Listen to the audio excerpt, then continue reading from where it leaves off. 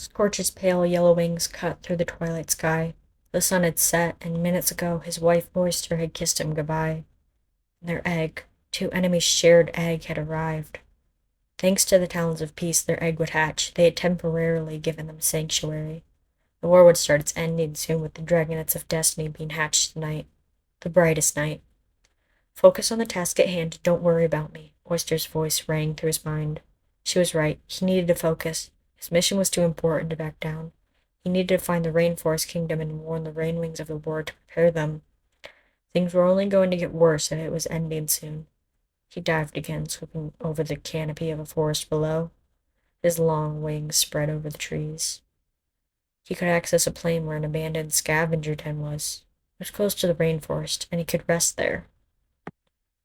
Wait, why are the torches blazing? He thought to himself. I thought this den was abandoned.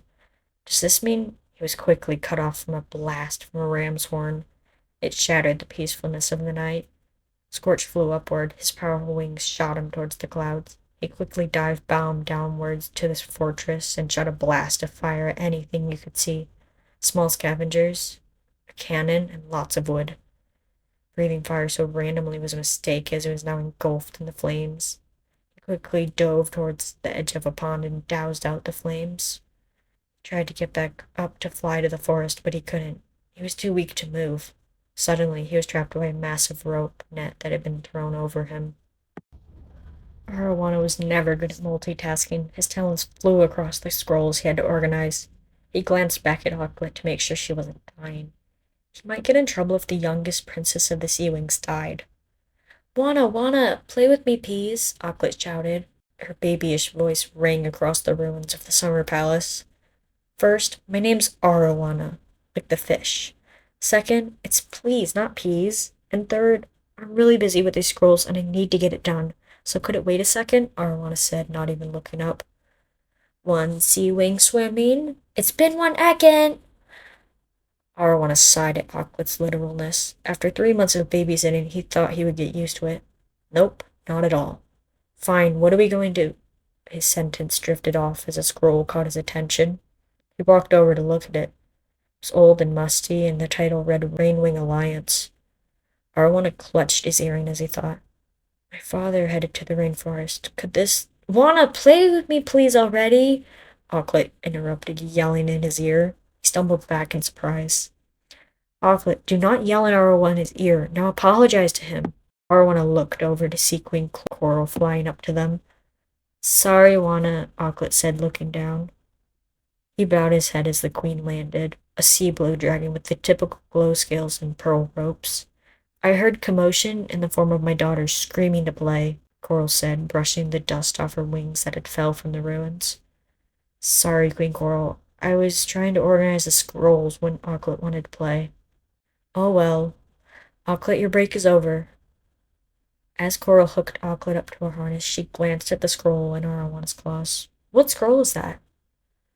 Rainwing Alliance? Coral tilted her head a bit, trying to remember the scroll. I don't... Oh yes, a silly idea I toyed with, but they are just lazy. Under Queen Glory they are better, she said with a chuckle. Do you know where the Rainwings are located? Arowana asked, looking down at the scroll. I'm not sure, but I could give you a general idea of where they might be, Coral said, walking over to a map. It hung in the corner of the room, held by 2 pins on either side. Right around there is where I would guess, she said, pointing to the left part of the rainforest. Maybe I could find my father. Maybe he stayed in the rainforest. But why? Arowana thought as he looked at the map. Thank you, my queen. Is my mother off duty? He asked, turning to leave. Yes, I believe so. I'll see you tomorrow, perhaps, Coral said, turning back to the scrolls. Arowana spread his massive wings and took off, leaving the summer palace. He glided across the ocean as the sun set on the horizon and dove down into the dark water, where the deep palace had been hidden from all other tribes. Arowana lit his scales as he went deeper into the ocean.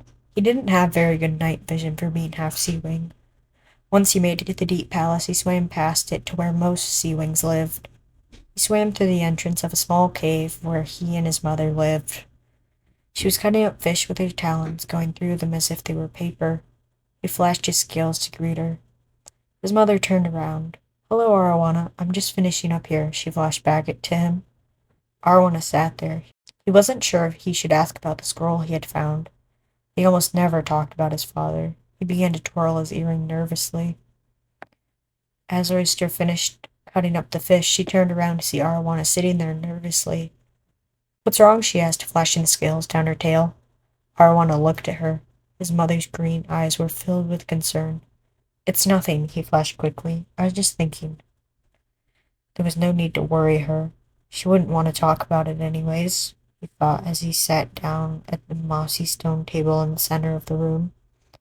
Oyster set the fish down on the table, and they both ate. Silence filled the room as dinner went on. Arowana knew his mother was still concerned, but how could he ask about the scroll or his father if she never wanted to talk about him?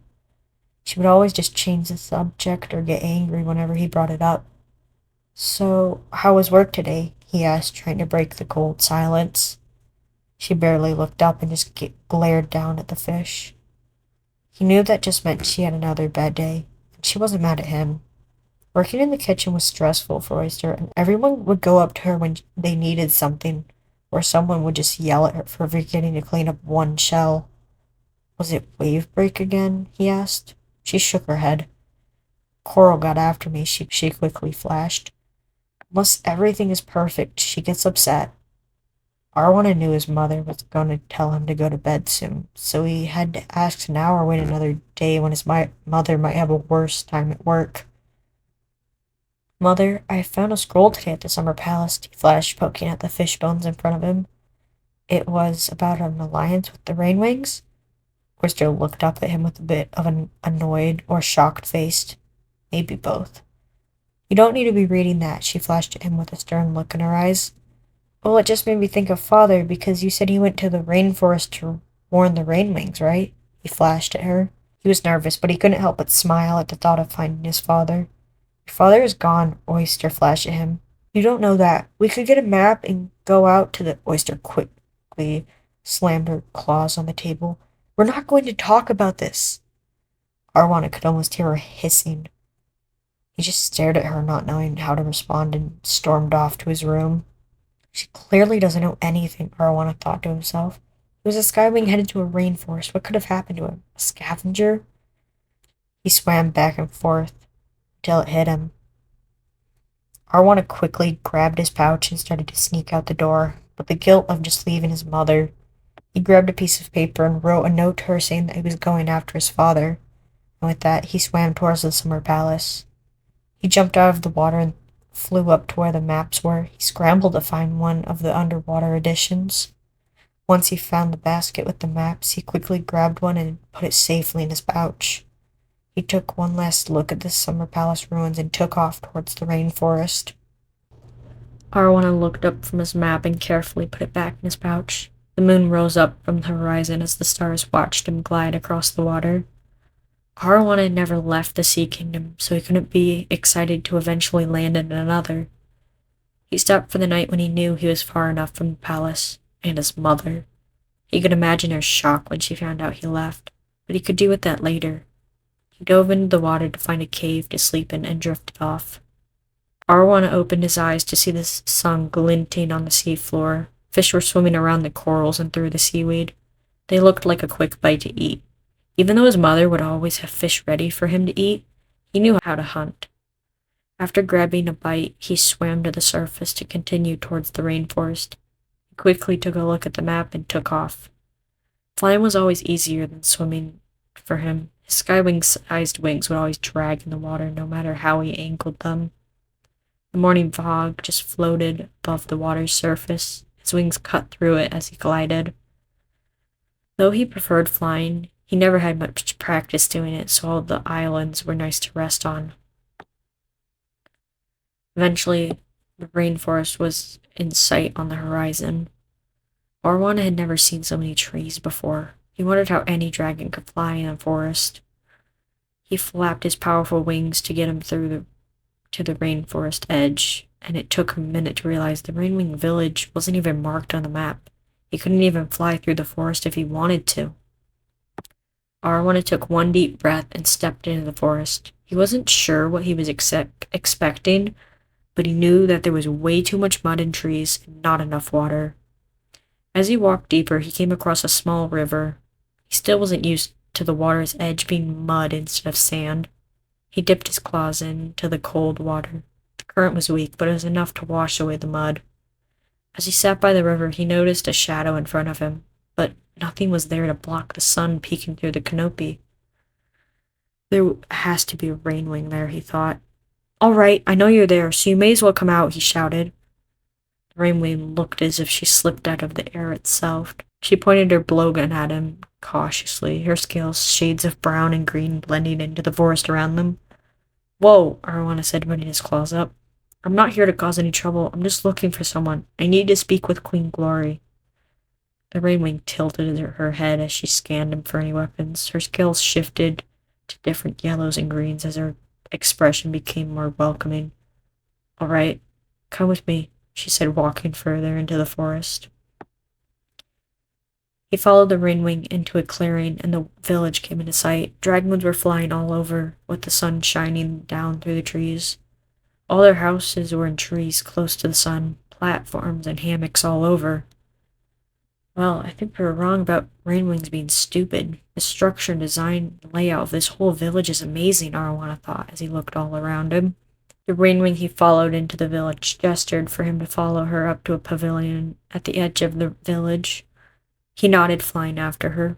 There were 2 dragons already there. A nightwing arguing with a rainwing. Queen Glory, this dragon needs to discuss with you, the yellow and green rainwing said, bowing to Glory. All right, thank you, Starfruit, Glory said, turning from the nightwing. Hello, Queen Glory, Arowana said, bowing. Hello, who are you and what do you need from my kingdom? Glory asked. I'm Arowana. I'm looking for my father. He came here years ago. He was going to ask if she had anything about a skywing coming to the rainforest in the past 7 years, but there was a nightwing glaring at him. Glory noticed Arowana staring at the glaring nightwing. Deathbringer, you're making my guest feel uncomfortable, she said, tapping his snout with her wing. He could be a spy, the nightwing said, not taking an eye off him. Oh, come on, Deathbringer, Glory said with a sigh. Why would he be a spy? Have you ever seen a red sea wing? Deathbringer said, flicking his tail. My father was a skywing, Arowana said, correcting Deathbringer. Yeah, some 6-year-old dragonette is a spy, Glory said, giving Deathbringer you should have known that kind of look. They continued to argue for a bit longer. As Arowana looked around the pavilion, he noticed a little nightwing in one of the trees watching them, but he quickly turned his attention back to Glory when she finally ignored Deathbringer. My apologies for my idiot guard. What did you say you needed, she asked. Well, this has to be at least 7 years ago, but Queen Coral had this scroll on an alliance with the Rainwings that never got sent out. But my father had come to your rainforest years ago to warn the Rainwings of the war, so I came here to find him, Arowana explained. Okay, slow down. That was long before I was queen, let alone hatched. I would need to ask some of the former queens, Glory said, putting a talon in front of him. But I need to find he said as Queen Glory cut him off. I understand this is important to you, but this is going to take time if you want answers, she said. Arowana let out a disappointed sigh. All right, he said, turning to fly off. Stick around and we'll let you know if we find anything, Glory said as Arowana took off. There is a place I could go look for clues, he thought. Arowana turned towards the Nightwing village as he flew. The Nightwing he saw from the pavilion bumped him into a tree.